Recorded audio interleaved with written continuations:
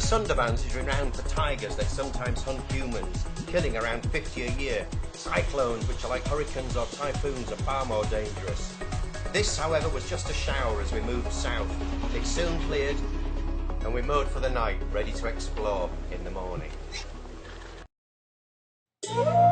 I've joined a team of wildlife experts, which means no lying in the morning. Instead, we rise early, perhaps have some breakfast, perhaps have no breakfast at all, and then we head off to explore the jungle. For most of the Sundarbans, the best way of exploring is by country boats, rowed by a couple of guys, or later by just the one guy. From the larger river, where we mow the cruise boat, we head towards some of the creeks and channels, a maze of which abound in the Sundarbans. You should be quiet here in case you disturb wildlife or even the photographers on the boat.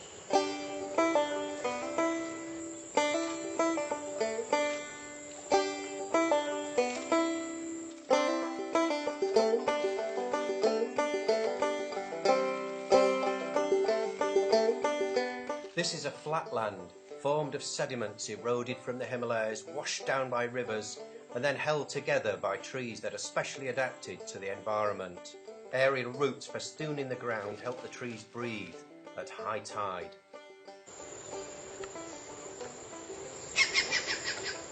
Kingfishers abound here, especially brown-winged kingfishers with their enormous bills.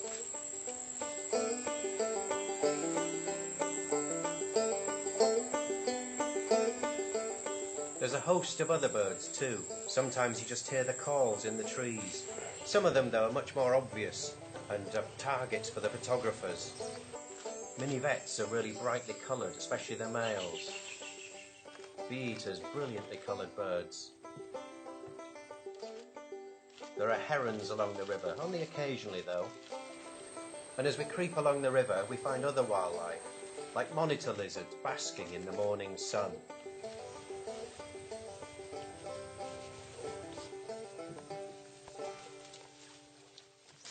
Brightly coloured fiddler crabs with outsized claws.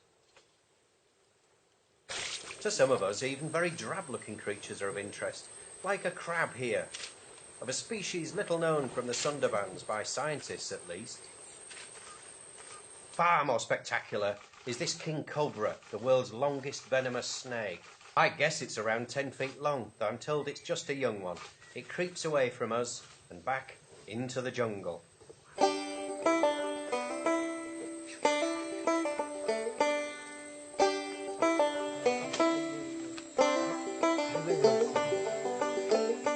Sometimes during our country boat rides, there's little in view but the ever-present jungle greenery and the water. But usually we'll find a few things to photograph at least. Maybe a mud skipper, flock of redshank, or more spectacularly, some more kingfishers. This is a black-capped, brilliantly coloured, decidedly skittish. I like the brown-winged kingfishers, which let us get a lot closer. We pass nipa palms, the world's only palm tree adapted to life in the mangroves.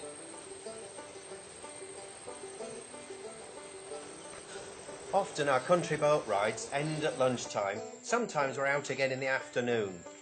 A band of waterborne paparazzi still finds plenty of subjects to photograph, though by no means all the animals and birds we find seem very interested in hanging around to have their portraits taken.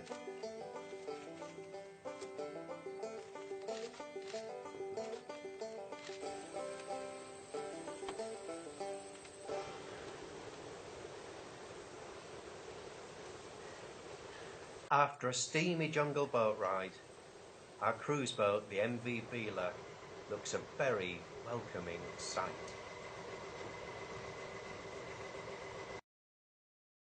In the evenings, our ship's dining room becomes like an IT room as photos are checked and edited. At one place, hordes of insects are attracted to the ship lights. We travel on our cruise ship, moving between various destinations in the Sundarbans, looking for wildlife. With a lot of luck, we might even see a tiger resting on the edge of the forest. We watch, but can't find any. Nor do we see any crocodiles. This here is a monitor lizard swimming across one of the channels. We often see deer grazing on the edge of the woods. Here we were lucky enough to see two young males play fighting. Eventually though, an older male decided enough is enough. Here's the galley on the ship. Plenty of fresh vegetables stored for our voyage.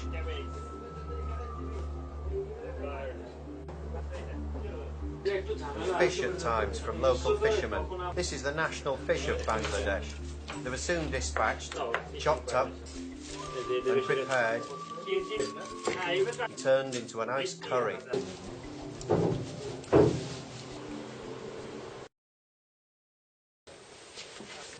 There are only few places you can get out and really walk around in the Sundarbans. The forest is too thick in most places. This is one of the key places for maybe taking a walk, climbing the tower, having a look for tigers in this meadow. With all the grass, it's a favourite feeding area for deer, and in turn, I'm told, this is a tiger attack ground. Even though we've come with 2 armed forest guards, I'm always looking around at the vegetation, always wondering, is there a tiger out there just nearby, watching us?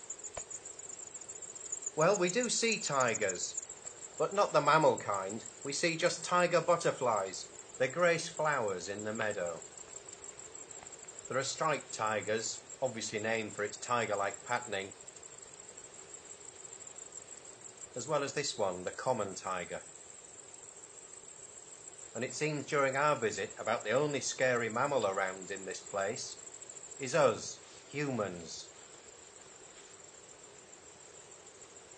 And for a nervous human like me, it's at least partly reassuring to learn that in this eastern part of the Sundarbans, tigers aren't killing humans. Instead, they very much favour deer.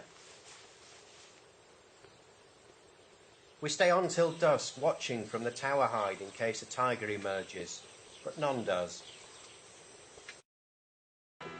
At another place, we see some of the carnage caused by Cyclone Sidr. It killed at least 5,000 people and was surely devastating for wildlife. Today, though, this place is tranquil again. There's a gathering of mudskippers under the small pier. Comical looking creatures, I reckon. Looks like this is the king and his loyal subjects. If you wave your hands, they really jump about, really fast. Let's slow that down.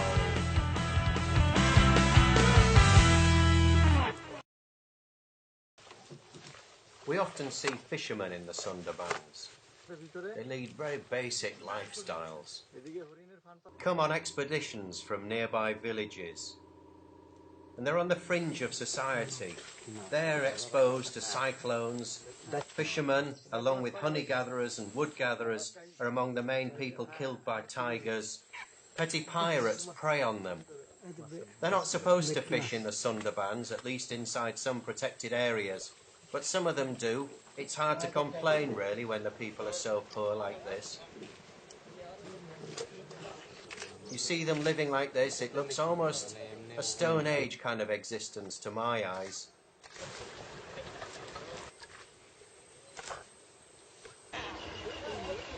No real smiles. A guy desperately trying to sell a fish to us, just a small thing. And at night time, even more desperate looking fishermen arriving at our boat.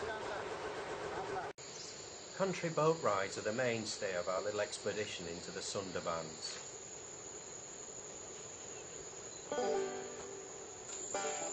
On this one, we come across monkeys having their breakfast. We even cause, well, a bit of a tantrum by this here alpha male.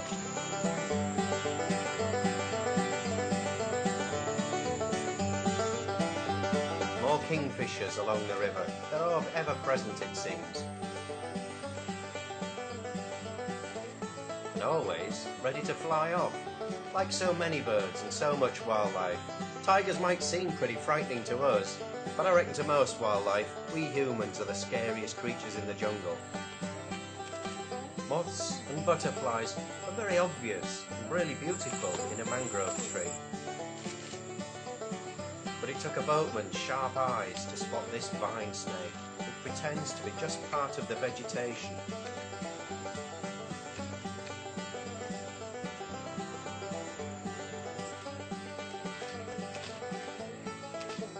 There are monitors again, some of them quite large, a couple of metres, maybe 3 metres long for a big animal.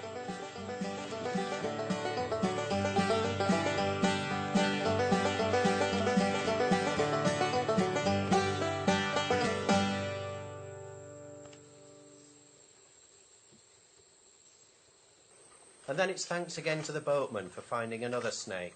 This is a white-lipped pit viper, handsome and yet venomous. It dropped into the water, swam and climbed into the bamboo here, sitting perfectly still.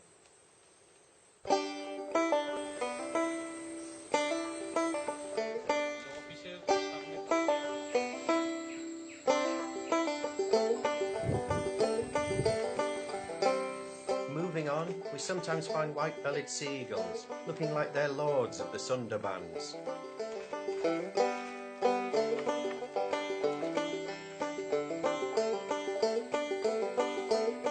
As we photograph one shikra, another comes in, arguing with it. Some of the wildlife is quite specialised, mainly of interest to naturalists, like this mangrove whistler.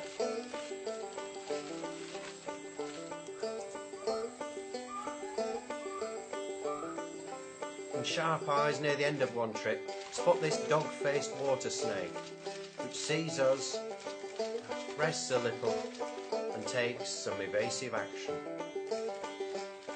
Some of the wildlife seems curious about us, watching as we go past. Like this changeable hawk eagle, didn't move away too fast. And a deer that watched for a long time as the boat approached and then decided, that's it, I'm off.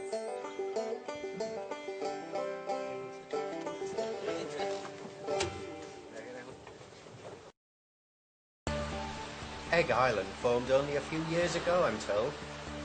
It was named by fishermen because of all the terns and other water birds that nested here. But now they've gone and the jungle has colonised. Makes a fine place to stroll along the beach, past the mangroves, Brahmani kite that watches me for a while. But it's relatively quiet for wildlife on our trip, partly as the tide's just a little bit high. Better then to just soak up the atmosphere and enjoy it, looking out across the river. Not walking too far into the vegetation, tigers could be anywhere here. Before we stroll back towards sunset, and a country boat returns to carry us back to the cruise ship.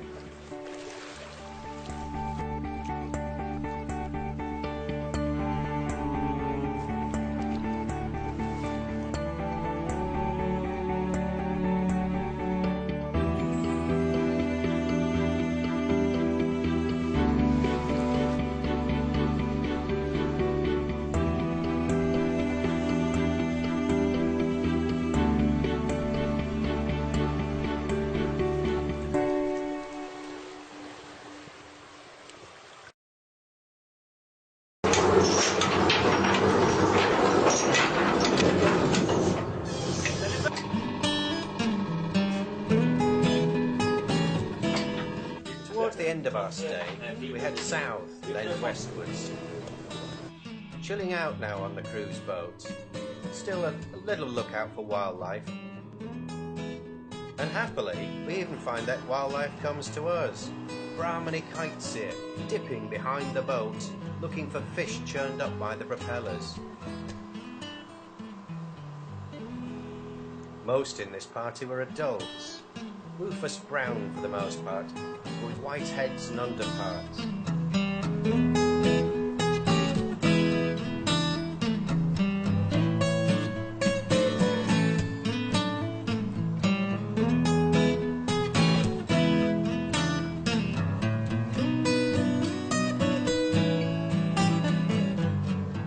Sharp-eyed too, they were quick to drop down at any chance of a morsel of food.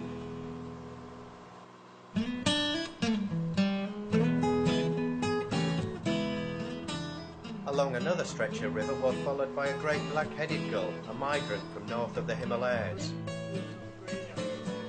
And with evening approaching one day, we arrive at Huron Point in the southern Sundarbans.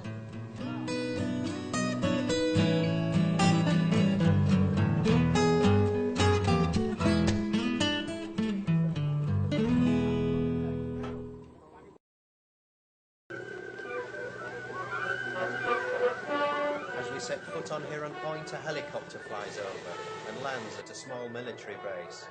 A reminder that we're near the border between Bangladesh and India.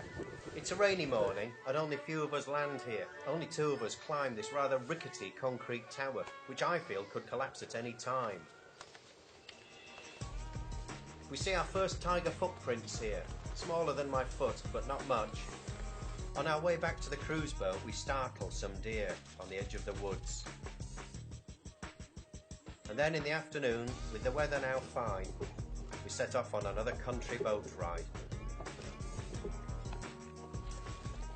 But as it turns out, this ride isn't all that rich for wildlife, but it does prove a fantastic experience. We head to the mudflats as a rainbow forms from late afternoon sun and a rainstorm nearby. And then is a chance for photography, and a sunset begins to evolve, the clouds turning ever more intense. Phenomenal colours, even for wildlife paparazzi, a must photograph scene. It's the last evening of my Sundarbans trip, and it's just fantastic.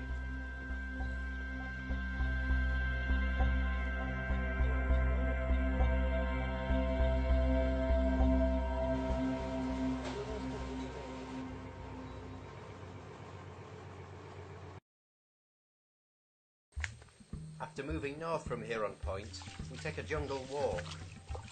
Tiger footprints remind us tigers could be anywhere here, and with the tide rising in the mangroves, this seems a really strange place to be. My hands shake so much, I have to be using the tripod to get any steady shots. Walking here, you can really appreciate that Sundarban is one of the world's last great wild places. And yet suddenly, we emerge from the forest trail to find a tourist spot. A tourist spot with birds like this orange-headed ground thrush, but a tourist spot nonetheless. We're far nearer to main towns and cities now, and people come here. It's one of the few places that actually encourages tourism in Bangladesh Sundarbans. But there are tigers here too. We photograph pug marks. I film a curious mammal. Well, this fellow just appeared. And there's one of the star birds of our trip, a ruddy kingfisher sitting quietly in the trees. And then, time to leave the sensational Sundarbans and hope that I'll be back someday.